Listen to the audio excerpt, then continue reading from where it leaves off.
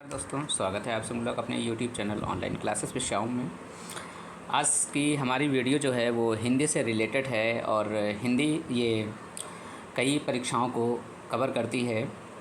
हिंदी आपका UP TET है या सुपर टेट है, सी टेट है और पीसीएस है, लोअर पीसीएस है, समीक्षा अधिकारी है। जहाँ जहाँ हिंदी का पोर्शन पूछा जाता है वो सभी के लिए इम्पॉर्टेंट क्लास है। ये सभी एग्ज़ाम को ध्यान में रख कर के वीडियो बनाई जा रही है और काफ़ी इम्पॉर्टेंट वीडियो रहेगी आप सभी लोगों के लिए।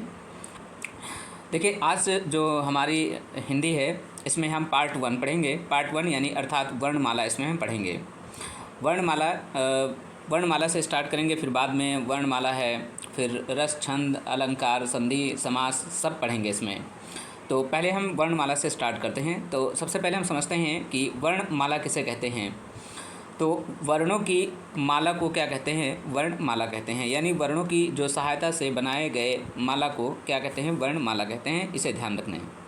जैसे यहाँ पर देखिए बात कही गई है अक्षर, अक्षर और वर्ण, अक्षर और वर्ण ध्वनि। तो जो अक्षर होता है वो दो वर्णों से मिल करके बना होता है। जैसे हम बात करें श जैसे है, देखो क और श से जो मिल करके बना है, तो ये हमारा क्या छ जो क्या हो जाएगा, ये अक्षर हो जाएगा। यानी इसके अक्षर वर्ण जो होता है, वर्ण दो शब्दों से मिल करके, यानी अक्षर जो होता है वो दो वर्णों से मिल करके बना होता है। जैसे ला, देखिए यहाँ पर ला है, ल प्लस अ, तो ल से मिल करके बना हुआ है। ये आप ध्यान से समझ सकते हैं। ये एग्जाम्पल के तौर पर आपको समझाया गया है। नेक्स्ट यहाँ पर हम देखते हैं, समझते हैं। देखिए अक्षर कभी विनाश ना होने वाला क्या कहलाता है? अक्षर कहलाता है। जिसका कभी कोई विनाश ना कर सके या विनाश कभी नहीं हो सकता है, उसे हम क्या कहते हैं? अक्षर। जैसे थोड़ा अनुच्छेद, हम वर्ण यानी अनुच्छेद का हम अनुच्छेद पढ़ते हैं, यानी अनुच्छेद और विच्छेद पढ़ते हैं। तो वहीं पर हम थोड़ा विच्छेद देख लेते हैं, यानी वर्ण विच्छेद। जैसे लहसुन, लहसुन का अगर हम विच्छेद करते हैं तो क्या होता है? देखिए लहसुन, तो लहसुन, देखिए ल अ इसमें देखिए बोलिए, जब इसका वर्ण विच्छेद करना है, देखिए हमें संधि विच्छेद नहीं करना है, हमें इसका वर्ण विच्छेद करना है। तो वर्ण जब हम लहसुन का अगर करते हैं तो देखिए ल अ ह अ स उ न अ। तो यहाँ पर कहने का मतलब ये है कि देखिए जब वर्ण का विच्छेद करते हैं तो सब में मोस्टली हमें क्या आ की आवृत्ति जरूर निकलती है। जैसे ल, तो ल ला और साथ में देखिए आ, यानी इसकी जो है आवृत्ति निकलती है। यहाँ पर संधि विच्छेद नहीं कर रहे हैं, यहाँ पर वर्ण विच्छेद कर रहे हैं, ये ध्यान रखिएगा। हम जैसे बातें करें, देखिए कैमरा, तो कैमरा का देखिए क ए, देखिए क म, देखिए म के साथ देखिए आ निकल रहा है कि नहीं निकल रहा? रा कैमरा। तो यहाँ पर देखिए इस तरीके से ये क्या है? वर्ण विच्छेद है। तो दो उदाहरण समझ लेते हैं। नेक्स्ट अब यहाँ से हम थोड़ा और आगे चलते हैं और समझते हैं वर्ण क्या होते हैं। देखिए यहाँ से देखिए यहाँ से वर्ण को मुख्यतः 3 प्रकार से बांटा गया है। इनको वर्ण को है जो मुख्य रूप से कितने प्रकार से बांटा गया है? 3 प्रकार से बांटा गया है। जो स्वर में है, व्यंजन है और अयोग्यवाह है। तो स्वर, व्यंजन, अयोग्यवाह, इसमें वर्णों को हम 3 प्रकार से बांटकर पढ़ेंगे। तो सबसे पहले आइए देखिए अयोग्यवाह यहीं पर हम ख़त्म कर देते हैं, फिर उसके बाद में स्वर और व्यंजनों को हम अच्छे से डिटेल से समझेंगे। अयोग्यवाह कौन से होते हैं? जिस पर अंक बिंदी होती है। जैसे हम बात करें अंक, तो ये हो जाएगा और क्या हो जाएगा यहाँ पर इस तरीके से। ये देखिए ये हमारे जो दो जो वर्ण हैं ये कौन से हैं? तो ये अयोग्यवाह हैं। यानी अयोग्यवाह, देखिए अंक और अह, इन्हें अंक को क्या कहते हैं? अच्छा, इसको कभी कभी पूछा जाता है। तो अंक इसमें से एक हो जाता है अनुस्वार, इसको कहते हैं अनुस्वार, इसको अनुस्वार कहते हैं। और अह को क्या कहते हैं? तो इसको विसर्ग कहते हैं। ये भी ध्यान रखना है, कभी कभी अलग से परीक्षा में पूछ लिया जाता है। तो अंक को क्या कहते हैं? अनुस्वार कहते हैं और अह को क्या कहते हैं? विसर्ग कहते हैं। दोनों को मिला करके क्या कहा जाता है? अंक और अह को मिला करके क्या कहा जाता है? अयोग्यवाह वर्ण कहा जाता है। नेक्स्ट है, अब हम समझते हैं यहाँ से। देखिए स्वर, स्वर क्या होते हैं? जो स्वतंत्र रूप से बोले जाते हैं उसे स्वर कहते हैं। यानी किसी की सहायता की आवश्यकता नहीं, किसी वर्ण की सहायता नहीं होती है, जो स्वतंत्र रूप से बोले जाते हैं उन्हें हम क्या कहते हैं, उन्हें स्वर कहते हैं। अब यहाँ से हम थोड़ा स्वरों के प्रकार देख लेते हैं कि स्वर कितने प्रकार के होते हैं। तो स्वरों के प्रकारों पर हम थोड़ा नज़र डाल लेते हैं। यहाँ से आइए देखिए, स्वर जो होते हैं, देखिए स्वर के यहाँ पार्ट बताए गए हैं। तो मूल स्वर जो हमारे कितने हैं, तो मूल स्वरों की संख्या यदि पूछी जाए तो मूल स्वरों की संख्या कितनी बताई गई है, 11 बताई गई है। लेकिन इसी में यदि अयोग्य वाह को मिला लें तो 2 और मिल जाते हैं, तो इनकी संख्या कितनी हो जाती है, 13 हो जाती है। ये भी ध्यान रखना है। अगर मूल स्वरों की संख्या पूछी जाए तो 11 और दोनों को मिला दिया जाए, यानी अयोग्य वाह वर्णों को अगर मिला देते हैं तो फिर हो जाती है 13। ये भी ध्यान रखना है। तो यहाँ पर मूल स्वरों देखिए, जैसे स्वर कौन कौन से हैं, देखिए आ ई उ री ए ओ आओ, ये जो है क्या है, हमारे मूल स्वर है। नेक्स्ट है, अब इसमें देखिए अंक और आहा अगर मिला दें, अंक और आहा, तो हमारे कितने मिल हो जाते हैं, 13 हो जाते हैं। ये भी ध्यान रखना है। नेक्स्ट है, अब यहाँ से हम देखते हैं स्वरों के प्रकार। स्वरों के प्रकार ज़रा हम नज़र डालते हैं। देखिए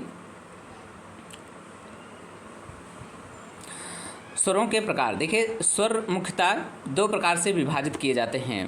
अभी हमने पढ़ा कि स्वर किसे कहते हैं, जो स्वतंत्र रूप से बोले जाते हैं उन्हें हम क्या कहते हैं, स्वर कहते हैं। यानी किसी अन्य वर्ण की हमें सहायता लेने की आवश्यकता नहीं होती है, उसे हम स्वर कहते हैं। मूल स्वरों की संख्या 11 बताई गई है, और यदि अयोग्य वाह वर्णों को हम मिला लें तो स्वरों की संख्या 13 हो जाती है। ध्यान रखना है। स्वरों के जो प्रकार हैं, स्वरों को मुख्य रूप से 2 प्रकार से विभाजित किया गया है। एक होते हैं ह्रस्व स्वर और एक होते हैं दीर्घ स्वर। तो ह्रस्व स्वर वो होते हैं जिसमें हमें बोलने में कम समय लगता है, उसे हम क्या कहते हैं, ह्रस्व स्वर होते हैं। और इनकी संख्या कितनी होती है, तो ह्रस्व स्वरों की संख्या 4 होती है। ध्यान रखना है। कौन कौन से, तो ह्रस्व स्वरों की जैसे अ ई उ री, तो ये जो होते हैं हमारे क्या हैं, ह्रस्व स्वर है। यानी जिन पर कोई मात्रा नहीं है, जिन्हें बोलने में कम समय लगता है, उन्हें हम क्या कहते हैं, ह्रस्व स्वर कहते हैं। ह्रस्व स्वरों की संख्या कितनी है, 4 है।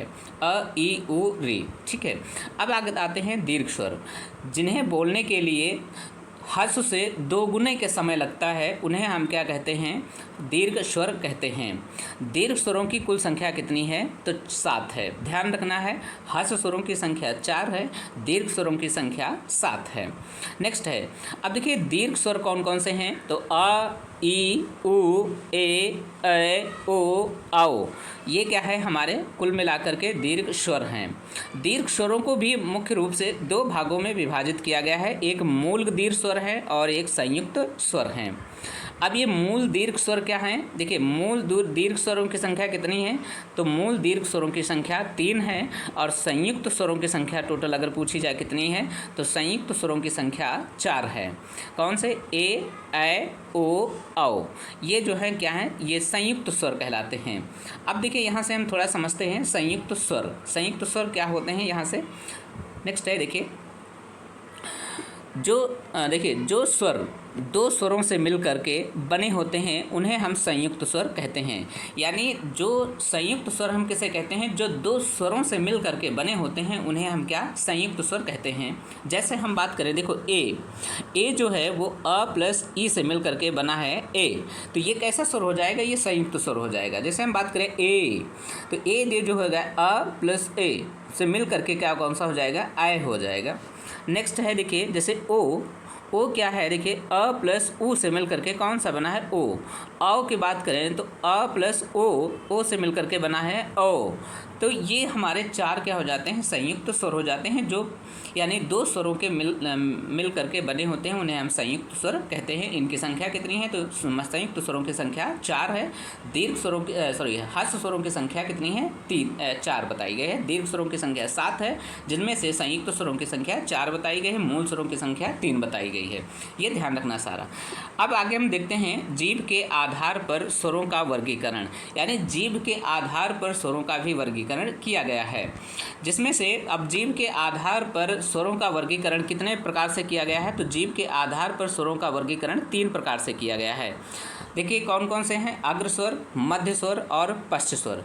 जो हमारी ज़ुबान होती है, ज़ुबान के यानी देखिए जीभ के आधार पर बताया जा रहा है, तो जीभ जो होती है, जीभ के आधार पर हम स्वरों को कितने प्रकार से विभाजित करते हैं, 3 प्रकार से विभाजित करते हैं, अग्र स्वर और मध्य स्वर और पश्च स्वर।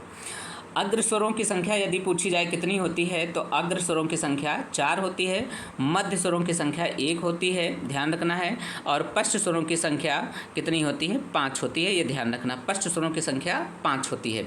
अब आइए हम अग्र स्वरों को एक एक करके बारी को समझते हैं।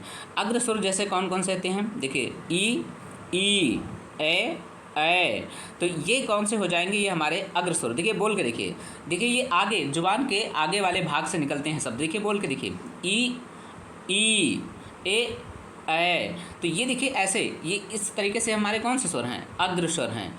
अब देखिए मध्य स्वर कौन से हो जाते हैं हमारे, तो मध्य स्वर देखिए बोलिए अ, तो ये यहाँ से देखिए कहाँ से, मध्य से आवाज़ आ रही है। नेक्स्ट है आगे देखिए पश्च स्वर से आ, देखिए कहाँ से, गले से कहाँ, पीछे से आवाज़ आ रही है।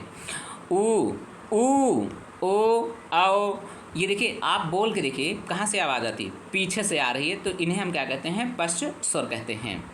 नेक्स्ट आगे देखिए, और हम आगे स्वरों को देखते हैं। तो आगे हमारे जो स्वर हैं वो मुख खुलने के आधार पर स्वरों का वर्गीकरण किया गया है, यानी मुख खुलने के आधार पर स्वरों का वर्गीकरण किया गया है। कौन कौन से हैं, देखिए समृद्ध स्वर है और अर्ध समृद्ध स्वर है, विवृत स्वर है और अर्ध विवृत स्वर हैं।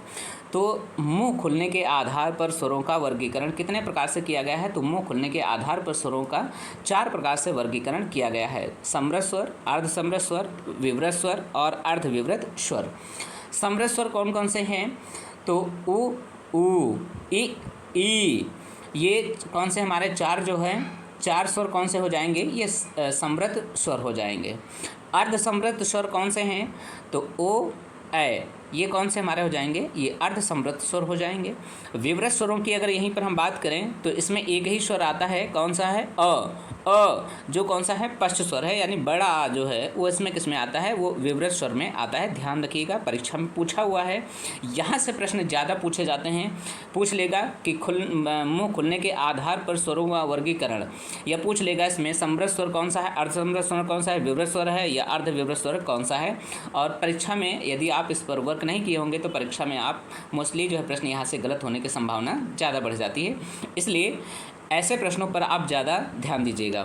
नेक्स्ट आप देखते हैं, देखिए अर्ध विवृत स्वर। अर्ध विवृत स्वर कौन से होते हैं, तो अ, ए, औ, ये हमारे 3 कौन से हो जाते हैं, ये अर्ध विवृत स्वर हो जाते हैं। विवृत स्वरों की संख्या बात करें तो 1 है, अर्ध समृद्ध स्वरों की संख्या बात करें 2 है, समृद्ध स्वरों की संख्या अगर हम बात करें तो कितनी हो जाती है, 4 हो जाती है। ये सारे परीक्षा में प्रश्न पूछे हुए हैं, डायरेक्टली कभी नंबरिंग दे करके पूछ लेता है, इसलिए हमने नंबरिंग के साथ भी बता दिए हैं। ध्यान रखिएगा, समृद्ध स्वरों की संख्या कितनी है, 4 है, अर्ध समृद्ध स्वरों की संख्या 2 है, विवृत स्वर की संख्या कितनी है, 1 है, और अर्ध विवृत स्वरों की संख्या 3 है। ध्यान रखिएगा, कभी कभी परीक्षा में यहाँ से भी प्रश्न पूछ लेता है। नेक्स्ट आगे देखिए, अगला प्रश्न हम देखते हैं, यानी ओष्ठाकृति के आधार पर स्वरों का वर्गीकरण, यानी स्वरों के प्रकार बताए गए हैं या स्वरों का वर्गीकरण किया गया है। तो ओष्ठाकृति के आधार पर यानी ओठों के आधार पर देखिए किससे बताए गए हैं, तो इसमें बताया गया है वृत्तमुखी स्वर। कौन से, वृत्तमुखी स्वर, जहाँ पर बोलने में मुंह कैसा हो जाता है, गोल गोल हो जाता है। और आवृत्तमुखी स्वर, तो इसमें आवृत स्वरमुखी जो है बताए गए हैं। तो इसमें देखिए जो वृत्तमुखी स्वर हैं, वृत्तमुखी स्वर में देखिए यहाँ पर बोल के देखिए ऊ, ओ, औ, यहाँ पर आप देखिए बोल के देखिए मुंह कैसा हो रहा है, गोल गोल हो रहा है कि नहीं हो रहा है। आवृत मुखी स्वर क्या हो जाते हैं, जैसे अ, आ, ई, ए, यहाँ पर देखिए इस तरीके से क्या हो जाते हैं, ये आवृत मुखी स्वर हो जाते हैं।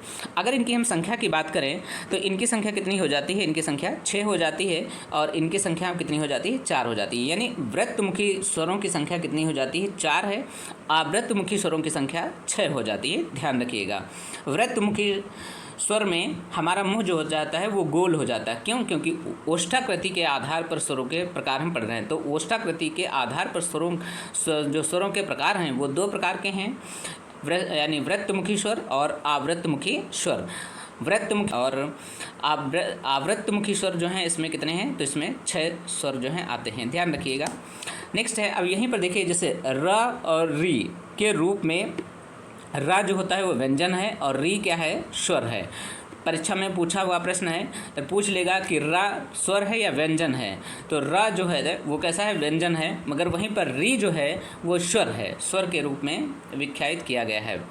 री जो है हमारा, देखिए यहाँ पर री, जैसे री किस में लगता है, तो आप कैसे जैसे शब्द कुछ पढ़ते होंगे, जैसे कृपा, तो कृपा में कौन सा, वो ऋषि ऋषि ऋषि वाली ऋषि, वो ऋषि लगती है इसमें, तो ऋषि के रूप। तो कृपया है, कृदत्त है, घृणा है, कृष्ण है, आवृत है। तो इनमें कौन सी, इसमें ऋषि का जो है प्रयोग किया गया है। र इसमें प्रयोग किया गया है, तो जैसे मात्रा है, वर्णा है, क्रम है, भ्रम है, धर्म है, ट्रक है, श्रम है, इसमें किसका, र का जो है प्रयोग किया गया है। र देखिए जो उड़ती वाली र होती है, जैसे र मात्रा, वर्णा, क्रम, भ्रम, श्रम, द्रम, ड्रम, है ना। तो इस तरीके से जो इनमें कौन सा रा का जो है प्रयोग किया गया है। यहीं पर देखिए वर्णा और धर्म, इसमें जो ये मात्रा जो बताई गई है ये कौन सी है, इसमें आधी मात्रा बताई गई है, इसमें आधी मात्रा आती है, जो उड़ती वाली रा होती है वो बताई गई है। बाकी सब में कौन सी है, बाकी सब में रा का जो है प्रयोग किया गया है। तो ये आज वीडियो हम यहीं तक रखते हैं। इसका नेक्स्ट हम अगला पार्ट देंगे, और नेक्स्ट अगले पार्ट में हम भी समझेंगे। अभी हमारी पूरी तरीके से वर्णमाला कंप्लीट नहीं हुई, नेक्स्ट वीडियो में हम इसको वर्णमाला को कंप्लीट करेंगे, तब तक समझेंगे। बाकी आप सभी लोगों को वीडियो कैसी लगी आप हमें कमेंट में ज़रूर बताइएगा, और अपनी सकारात्मक प्रतिक्रिया जरूर दीजिएगा। और यदि वीडियो अच्छी लगी है तो वीडियो को लाइक कर दीजिएगा, और वीडियो को शेयर कर दीजिएगा। और चैनल पर पहली बार आए हैं तो चैनल को सब्सक्राइब जरूर कर लीजिएगा। मिलते हैं नेक्स्ट वीडियो में बहुत जल्द, तब तक के लिए जय हिंद।